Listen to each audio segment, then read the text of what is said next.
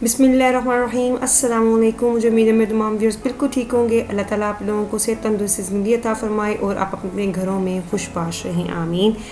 आज मैं आप लोगों के लिए बहुत मज़ेदार मैंगो आइसक्रीम की रेसिपी लेके आई हूँ। ईद के दिन भी नज़दीक हैं और घरों में मेहमान आते हैं। खाने के बाद तो मीठा लाजमी होता है। गर्मियों में जबकि ईद है और गर्मियों में सबसे ज़्यादा मज़ेदार जो मीठा खाया जाता है वो आइसक्रीम है। छोटे हों या बड़े हों, सबको यही पसंद होती है। सिर्फ चंद इंग्रेडिएंट से बनती है और एक रात पहले आप बनाकर फ्रीज़र में रख दें और इंशाल्लाह आप बचत भी पाएंगे और तारीफ़ भी पाएंगे। इतनी ज़बरदस्त तैयार हुई थी, इसके स्कूप बड़े ज़बरदस्त तैयार हुए थे और इस खाने में भी बड़ी मज़े की थी। फिर स्टार्ट करते हैं। सबसे पहले एक बाउल में 2 कप मैंगो क्यूब्स ले लेंगे और इसकी प्यूरी बना लेंगे। आप हैंड बीटर से भी बना सकते हैं, अगर आपके पास नहीं है तो आप जूसर जग में भी बना सकते हैं।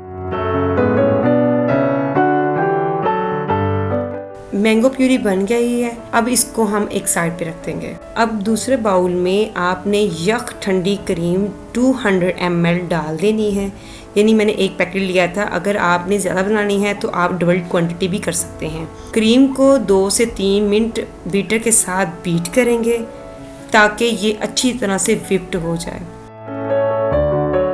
2 से 3 मिनट बीट करने के बाद जब क्रीम विप्ड हो जाएगी तो फिर आपने इसमें मैंगो की बनाई हुई प्यूरी डाल देनी है। फिर इसमें 1 कप कंडेंस मिल्क डाल देंगे।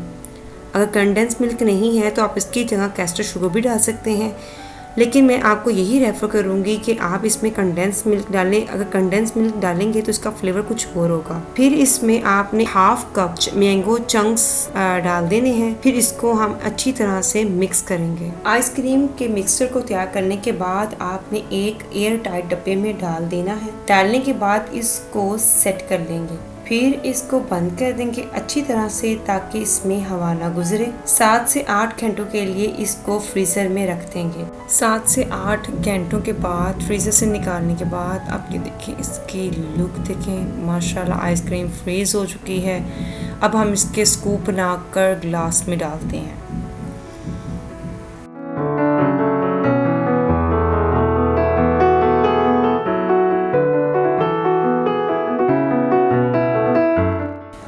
मैंगो आइसक्रीम की फाइनल लुक, आइसक्रीम कैसी लग रही है ये आपने मुझे कमेंट्स में बताना है। अगर आपको ये पसंद आई है तो लाइक कर दीजिएगा, शेयर कीजिएगा। अभी तक आपने मेरे चैनल को सब्सक्राइब नहीं किया तो काइंडली सब्सक्राइब कर दीजिएगा। अपना ख्याल रखें, दूसरों का ख्याल रखें, हमेशा दुआओं में याद रखिएगा। अल्लाह हाफिज़।